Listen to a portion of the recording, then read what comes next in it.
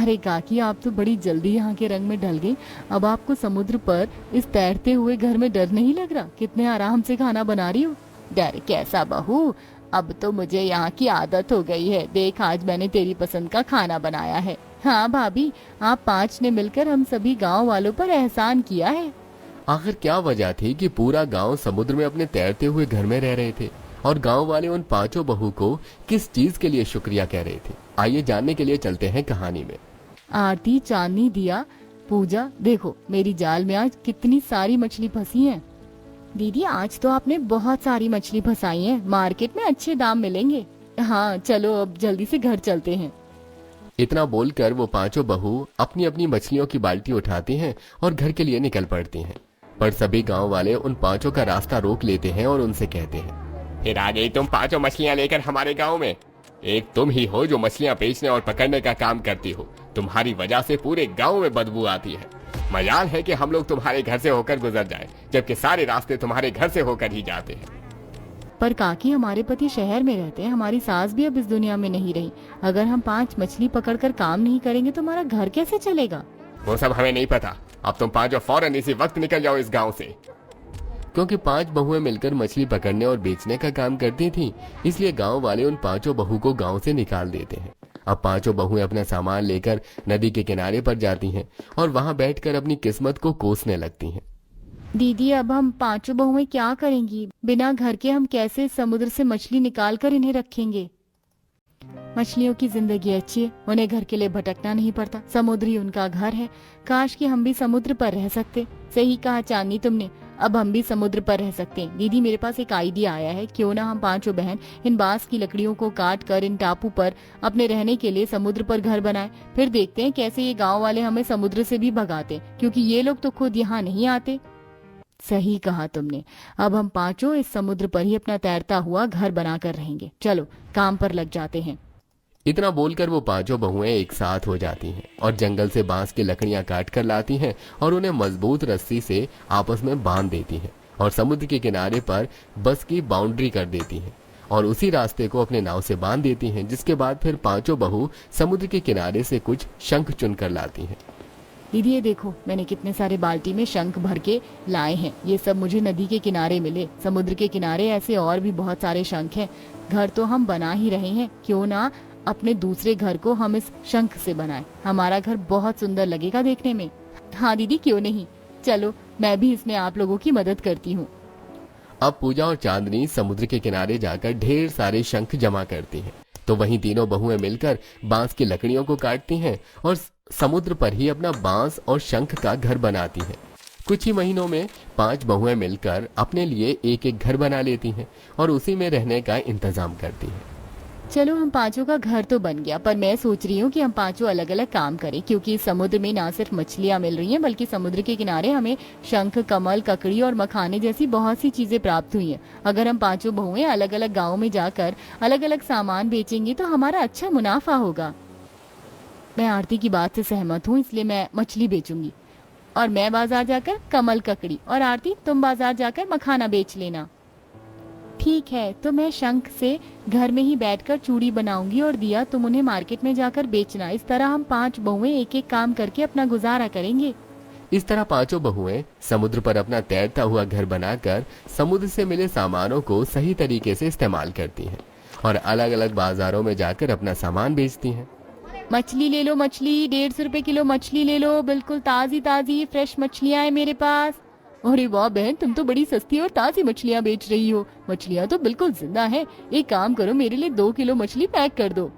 जहाँ एक तरफ निशा मछलियाँ बेच रही होती है तो वहीं दूसरी ओर उसकी चारों देवरानियाँ कमल, ककड़ी, शंख की चूड़ियाँ बेच रही होती हैं।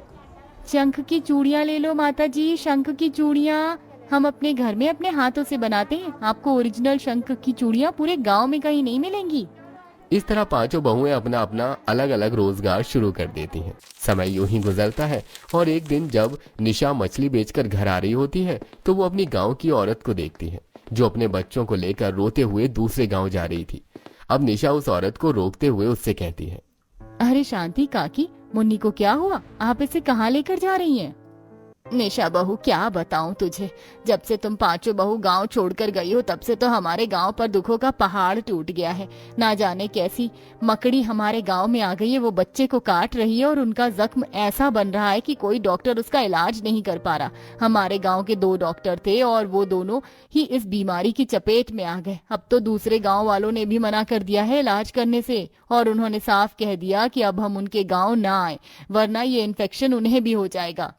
कहा कि आप चिंता मत करो, मुन्नी को कुछ नहीं होगा, आप मेरे साथ मेरे घर चलो, मुझे एक नुस्खा पता है, उसे लगाने से जख्म ठीक हो जाएगा। निशा शांति और उसके बच्चे को अपने साथ ले जाती है, जहां शांति उन पांचों बहू का समुद्र में तैरता हुआ घर देखकर बड़ी हैरान होती है और वो उसके घर में जाती हैं। डरते हुए उससे कहती हैं, अरे बहू, तुम्हारे तैरते हुए समुद्री घर को देखकर तो मुझे बहुत डर लग रहा है। तुम्हें डर नहीं लगता? अगर तुम डूब गई या तुम्हारा घर डूब गया तो क्या होगा? काकी, अब तो हमें आदत हो गई है और मुझे तो अब यही अच्छा लगता है, मन ही नहीं करता गांव में जाने का। हम पांचों बहुओं ने तो अपना खुद का घर बनाकर खुद का काम भी शुरू कर लिया, अब हमारी जिंदगी अच्छी चल रही है। आप रुको, मैं अभी कुछ जड़ी बूटियां जंगल से तोड़ कर लाती हूँ। निशा इतना बोलकर जंगल जाती है और कुछ जड़ी बूटी लाकर उन्हें सिलबट्टे पर पीसकर बच्चों के जख्म पर लगाती है। कुछ देर बाद जैसे ही शांति गांव जाने के लिए समुद्र से बाहर आती है, वो देखती है कि गांव के सभी लोग चलते हुए दौड़ते हुए समुद्र के पास आ रहे हैं, और सभी गांव वाले जब समुद्र में तैरता हुआ 5 बहू का घर देखते हैं तो वो सभी निशा और उसकी चारों देवरानियों से कहते हैं, बहू, तुम पांचों यहाँ समुद्र में इस तैरते हुए घर में कैसे रह रही हो? पता है हमारे गांव में अभी बहुत भयंकर भूकंप आया है, हम सभी के घर टूट गए, हमारे जानवर और बहुत लोगों की जान चली गई। हमें डर लग रहा है अपने गांव वापस जाने में। अब हमारे पास उस गांव में रहने के लिए कोई घर नहीं है। हम गांव वालों को समझ नहीं आ रहा हम सब कहाँ जाएं। आप सब चिंता मत कीजिए, जब तक आप सब फिर से गांव में अपना घर नहीं बना लेते, आप सब हमारी तरह इस टापू जैसे समुद्र पर रहना। माना कि हमारा घर इस समुद्र पर तैर रहा है, पर ये बिल्कुल सुरक्षित है। भाभी, हमें तो घर ही बनाना नहीं आता, आप लोगों ने तो पता नहीं कैसे शंख का और बस लकड़ियों का घर बना रखा है। हम है ना, हम सब आपकी मदद करेंगे, बस आप सबका साथ चाहिए। सभी गांव वालों को इस वक्त रहने के लिए छत चाहिए थी, इसीलिए वो पांचों बहू की बात मान लेते हैं। अब जैसा पांचों बहुएं कहती हैं, सभी गांव वाले बिल्कुल वैसा ही करते हैं। अब गांव के सभी आदमी जंगल जाते हैं और बांस की कुछ लकड़ियां काट लेते हैं, तो वहीं कुछ लोग समुद्र के किनारे जाकर शंख जमा करते हैं, और पांचों बहुएं गांव वालों के साथ मिलकर कुछ ही दिनों में समुद्र पर अपनी ही तरह के और कुछ घर बना लेती हैं, और सभी गांव वालों को भी धीरे धीरे समुद्र पर रहने की आदत हो जाती है। इसी तरह कुछ दिन बीत जाते हैं और एक दिन, काकी काका, मैं अभी अभी गांव से होकर आ रही हूँ। गांव की हालात अब ठीक हैं और आप में से कुछ लोगों के तो घर भी बन चुके हैं। अब आप सब लोग अपने गांव, अपने घर वापस जा सकते हो। नहीं भाभी, मुझे तो आपके साथ अब यहीं रहना है। मुझे तो अब अपने इस तैरते हुए घर में ही मजा आ रहा है। बहू, तुम पांचों हमें माफ कर दो। हम गांव वालों ने तुम्हें बेसहारा कर गांव से निकाल दिया। शायद भगवान ने हम गांव वालों को उसी की सजा दी है। पर देखो, तुम पांचों कितनी अच्छी हो। हमने तुम्हारे साथ इतना बुरा किया, पर तुम 5 बहू ने मिलकर हमारी मदद करी और इस समुद्र में तैरते हुए हम सभी गांव वालों को बचाया। इसीलिए तुम पांचों भी अब हमारे साथ गांव चलो। नहीं काका, हम पांचों ने बड़ी मुश्किल से अपना खुद का घर इस समुद्र पर बनाया है। अब तो यही हमारा घर है और यहीं से हमारा बिजनेस भी चलता है, इसलिए हम 5 अब आपके साथ गांव नहीं आ सकते। पर हाँ, गांव वालों को अगर हमारे साथ यहाँ रुकना है तो आप सब रुक सकते हैं और जिसे जाना है वो जा सकते हैं। मैंने तो सोच लिया कि मैं यहीं रहूंगी, मुझे नहीं जाना उस जमीन वाले गाँव पर जहाँ कभी भी भूकंप आ जाता है। यहाँ तो रहने में भी मजा है और खाने में भी मजा है। अब तो मुझे मछलियों की बदबू भी नहीं आती और मैं तो अब बहू के साथ शंख की चूड़ियां भी बनाती हूँ।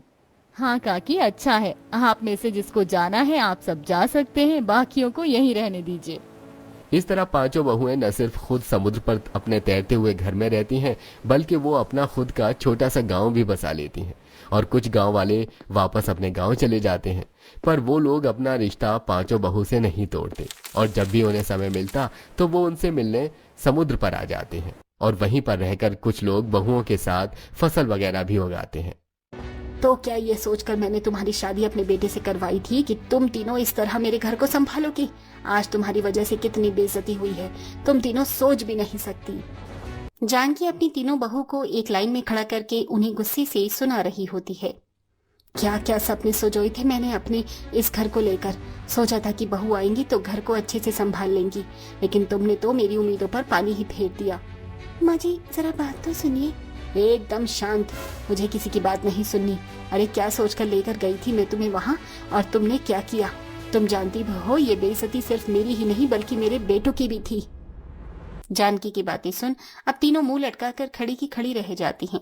आखिर ऐसा भी क्या था जो जानकी अपनी बहू को इस तरह से डांट रही थी, उनकी गलतियों को बार बार दोहरा रही थी। चलिए देखते हैं आखिर बहुओं ने ऐसा भी क्या कर दिया। कितनी प्यारी लग रही है मेरी बहुएं। आजकल की शहरी बहू सास ससुर को उल्टा जवाब देती है, इसके अलावा किसी की नहीं सुनती और अपनी मनमानी करती है। लेकिन मेरी बहू तो गांव से आई है, जो मैंने खुद पसंद की है, और मैं जानती हूँ कि मेरे गांव की बहू इस घर को अच्छे से संभालेंगी। जानकी की ऐसी बातें सुनकर अब तीनों बहू क्या ही करती, वो उसकी बातों में हाँ में हाँ मिला देती हैं। तीनों गांव की बहुएं देखकर कुछ औरतें आपस में बातें करती हैं। इसकी बातों से तो लग रहा है कि जैसे अब ये तीनों घर संभाल लेंगी। काश कि हम भी गांव की बहू लेकर आए होते। मुझे तो ऐसा कुछ नहीं लग रहा, सब दिखावा होता है। शहर और गांव में कोई फर्क नहीं होता। आगे आगे देखो होता है क्या। गृह प्रवेश के बाद सभी मेहमान और आस पड़ोस के लोग अपने अपने घर चले जाते हैं।